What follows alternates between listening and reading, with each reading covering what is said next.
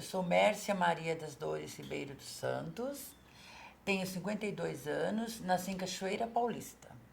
Nós somos em 10 irmãos, muito simples.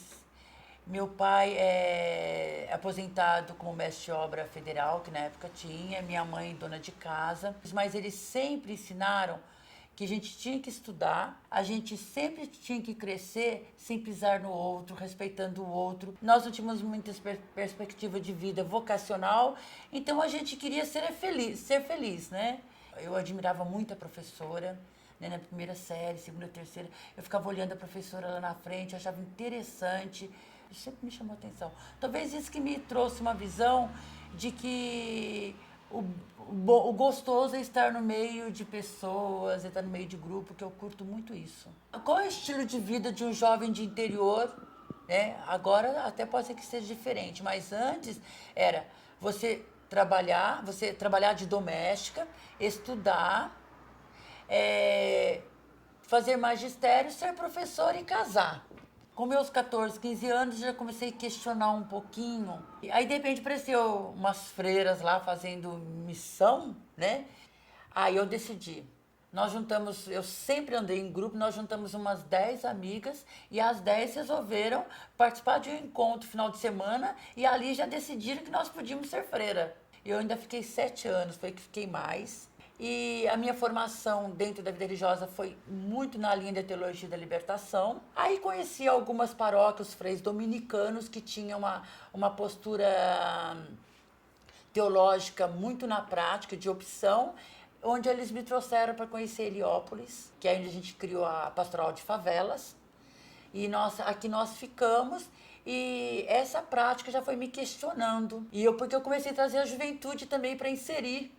Então, a juventude começou a vir tudo atrás para inserção, porque nessa época eu era novinha, né? Tinha o quê? Uns 28 anos e tal. Comecei a trazer a juventude para inserção.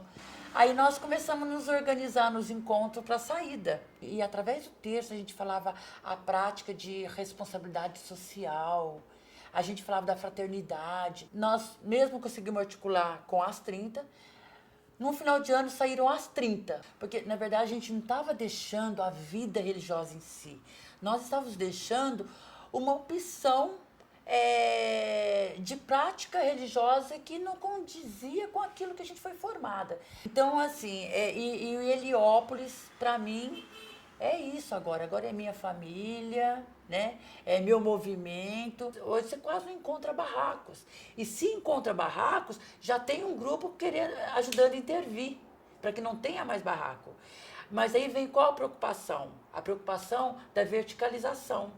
Né? Então, eu acho que nós ainda estamos numa transição, eu acredito que não uma definição. Existem grupos que já têm claro, procura fazer uma intervenção pontual dentro dessas questões, mas eu acho que nós estamos conquistando ainda. A vida, para mim, é movimento. E a vida, para mim, é movimento junto com o outro. Então, não importa, eu acho que a estrutura física, ela ajuda para você ter um ambiente tranquilo para acolher as pessoas, mas eu acho que se você trabalha as pessoas conseguem transformar. Eu fico pensando, nossa, na minha época da juventude, eu estava preocupado com isso, com aquilo, o que me levava a preocupar com isso? E o que não leva o adolescente hoje a preocupar? Eu acho que hoje o jovem vive dentro de um consumismo ainda. Né? E eu fico preocupado como trabalhar isso. Então, hoje a minha postura é uma postura familiar, né? É uma postura muito assim familiar, como cuidar da família, e uma família preocupada com o coletivo.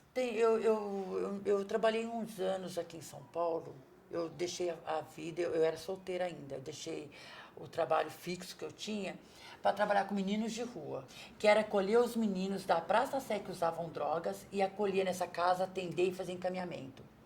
Quando apareceu a AIDS, ficaram todo mundo com medo de trabalhar na área social.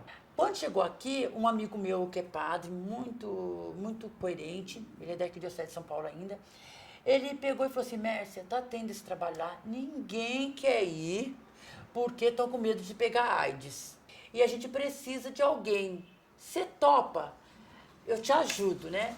Eu topo. Eu topo, mas desde que eu tenha direito de formar a equipe. Aí ele me chamou, eu fui para essa casa, trabalhei 2 anos com meninos de rua, acolhendo os meninos de rua. É, vi muitos morrer no meu braço de AIDS, levando o Emílio Ribas, que já estava em fase terminal e tal. Mas eu fiquei com uma responsabilidade, eu pensava muito naqueles meninos. Eu falei, nossa, não tem uma política. E nessa época a gente percebia que a gente já estava discutindo a política na cidade. Porque quando você levava para o pastor, né, você deixava ele pensando. O que aconteceu? Aí apareceu um alemão, que, esse é interessante, se é um dia vocês quiserem conhecer. Eu não tenho mais contato com ele, mas dá pra gente tentar descobrir. Ele fez um trabalho desse na Bolívia. Ele se inseriu com o movimento dos meninos da Bolívia que usavam drogas, conquistou os meninos, trouxe para casa, descobriu o que o menino mais gostava de fazer. Ele tinha grana, porque a verba vinha da Alemanha, então ele era super autônomo. E quando chegou aqui no Brasil, nessa época ele me conheceu, aí me convidou para fazer um trabalho. Vamos embora, abandonei tudo, fui embora. Só que o que bateu lá, aí que eu falo a questão da cultura. O que aconteceu? Como ele era alemão, né, eu sou brasileira, chegou lá, a nossa cultura não batia, porque a cultura alemã é ferrinha, né? E um dia ele pegou um menino e tum, aquilo lá bateu a minha alma. No outro dia eu já falei, tô na minha casa. Voltei para minha casa. O futuro de Heliópolis,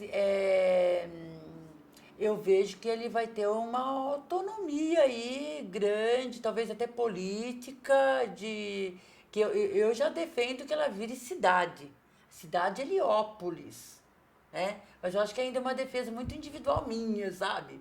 Por que não, né? Projeto Memória, por isso que eu falo que os jovens têm que tomar mais posse dessa nova tecnologia.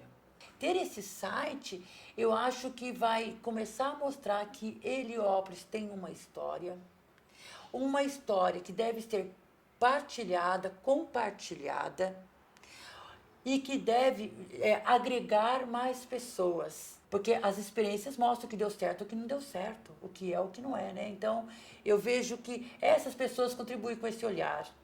Hoje eu ganho minha vida, sou gestora de um CCA ele é Imperador. Fui uma das fundadoras na época lá, né, que era uma área muito mais difícil para trabalhar. A gente abriu o projeto.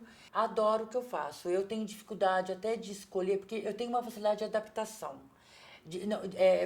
Porque para mim, aonde eu vou, eu vejo como aprendizagem. Primeiro eu pergunto para mim mesmo, o que eu posso dar? E segundo eu vejo, o que eu posso aprender? Eu gosto de cantar, mas não tem.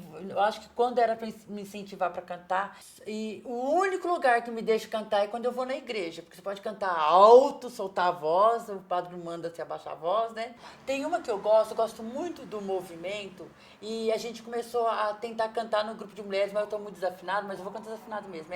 É uma que ela fala muito real, que é assim: Deus chama a gente para um momento novo de caminhada junto com seu povo.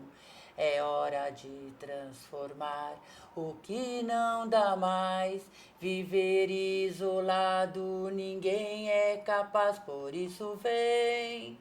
Esse aqui é da nossa época de movimento, os nossos filhos. Esse aqui é o filho do Paulinho.